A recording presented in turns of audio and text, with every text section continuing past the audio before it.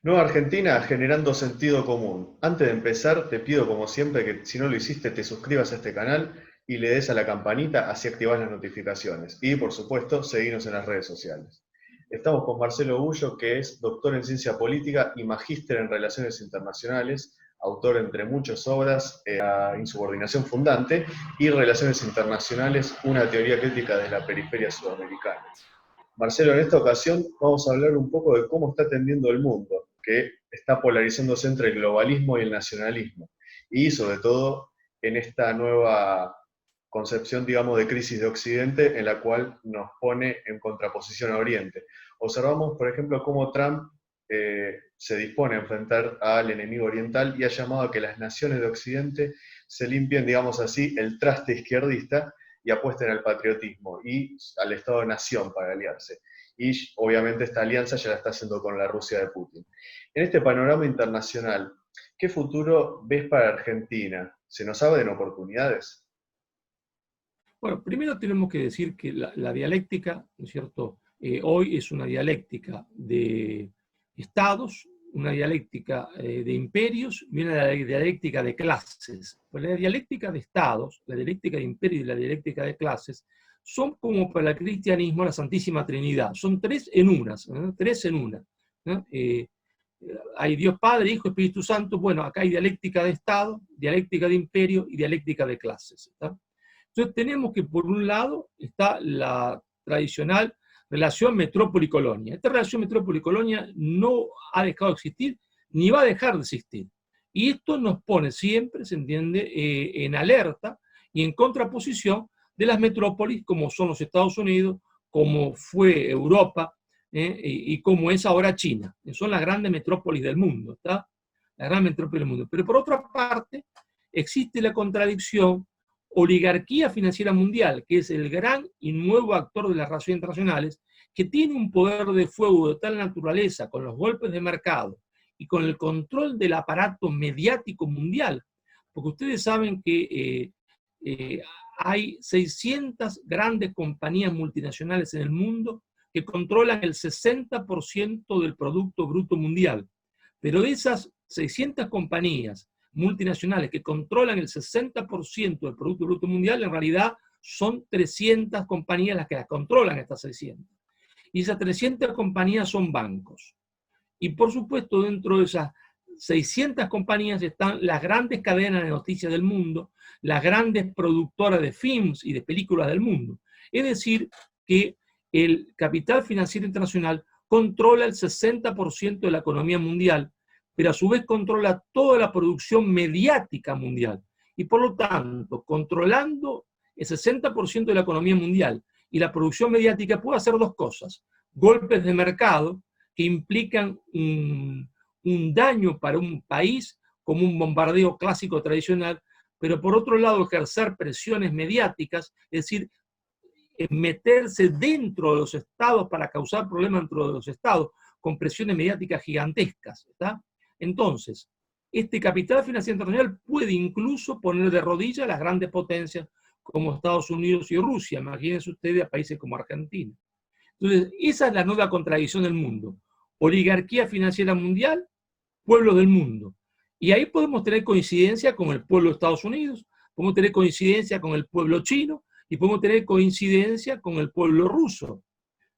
Pero por otra parte, la dialéctica metrópoli-colonia no deja de existir y por lo tanto podemos tener contradicciones con el pueblo chino, con el Estado chino, con el Estado, se entiende, norteamericano o con el Estado ruso. ¿Sí? Hay que moverse en ese doble plano, como si fuesen dos tableros de ajedrez, ¿no es cierto? Dos tableros de ajedrez.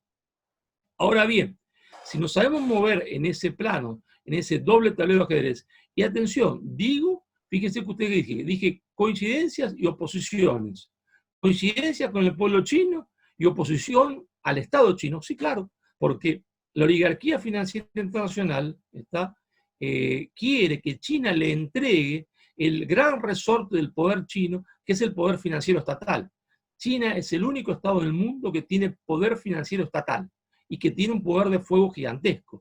¿Y cuál es el objetivo de la oligarquía financiera internacional con respecto a China? Muy sencillo. Y ahí tienta a algunos sectores chinos globalistas, ¿no? Porque en China también se produce la contradicción interna, globalistas versus patriotas. Los tienta a los miembros del partido y le dice, señor, entreguen ustedes el aparato financiero, privatícenlo, yo quise entregar, y serán ustedes ricos, ustedes, sus nietos, sus bisnietos, sus tataranietos, hasta el fin de los siglos, ¿está? Y bueno, hay un sector del partido que quiere aceptar eso, y otro sector, el sector globalista, y un sector patriótico, encabezado por el presidente y el ejército, que no quieren aceptar eso, a pesar de que China tiene una alianza con la oligarquía financiera mundial. También la tuvo Inglaterra, también la tuvo Estados Unidos, pero lo que pasa es que es como dormir con Drácula. Al final Drácula, se entiende, lo acaricia a uno y termina chupándole la sangre. Entonces, las alianzas con el diablo son siempre así.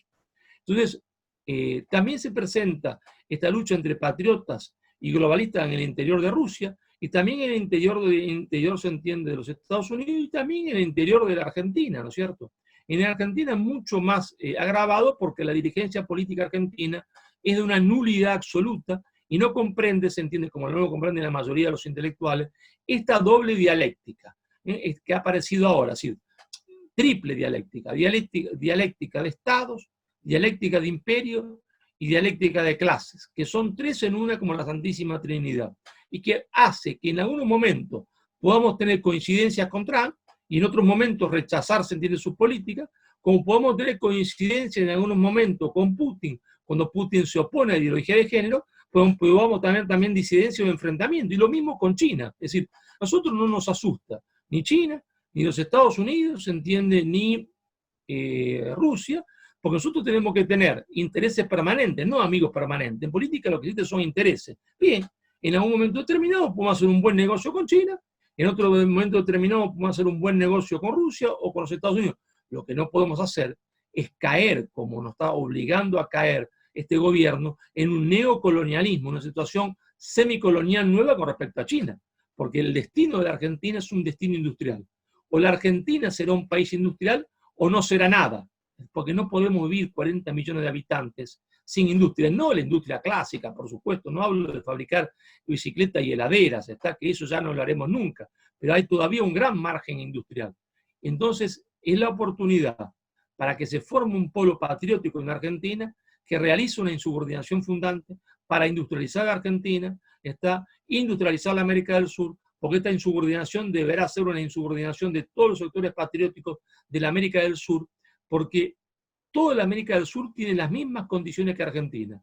Es decir, tenemos recursos suficientes, está, para emprender nuestra industrialización y terminar con la pobreza. A todos los sudamericanos no nos faltan recursos materiales, no nos falta inteligencia, no nos falta energía, lo que nos falta es patriotismo. Pareciera, Menestar, Marcelo, con esto que mencionás muy bien, que hay que recuperar el sentido cierto de la política entendida de los tiempos griegos, si se quiere, como un realismo político. Es como que se perdió un poco aquello que Aristóteles se atrevió a decirnos, no, si nos viramos a un extremo idealismo, como hoy ha pasado, pensamos a favor de las ideologías, que le ha terminado pasando esto a la mayoría de nuestros intelectuales, terminamos no entendiendo el mundo. O sea, la mayoría de nuestros intelectuales, hoy lo vemos, piensan según el pensamiento marxista, progresista, socialdemócrata o neoliberal, o se quedaron en los años 70 y no salen de ahí, y hoy cambió todo esto. ¿Estamos obligados como argentinos a recuperar este realismo político, plantear nuevos proyectos nacionales de una manera desideologizada? Claro, la única verdad es la realidad. Siempre hay que partir de la realidad. Por eso el realismo político es la única manera de hacer política real para los pueblos, para beneficio de los pueblos. La Argentina tiene la mala tradición de ir, como explicaba Arturo Jaureche, ¿no es cierto?, de la teoría a la realidad y no de la realidad a la teoría. Esa mala costumbre de ir de la teoría a la realidad la han tenido tanto los sectores liberales como los sectores marxistas, ¿entiendes? Pero ahora es más grave todavía la situación porque hay muchos hombres del campo nacional y popular, ¿no?, que se quedan fijados, ¿se entiende?, en la etapa cepalina, que se quedan fijados, ¿se entiende?, en el siglo XX y no logran entender esta triple dialéctica, dialéctica de clase, dialéctica de Estado y dialéctica de imperio, tres en una como la Santísima Trinidad, y que entonces no logran entender que uno puede al mismo tiempo oponerse al gobierno de Trump y tener coincidencias, puede al mismo tiempo oponerse a China y tener coincidencias, y al mismo tiempo oponerse a Rusia y tener coincidencias. ¿Por qué? Porque cuando China enfrenta a la oligarquía mundial, estamos con China.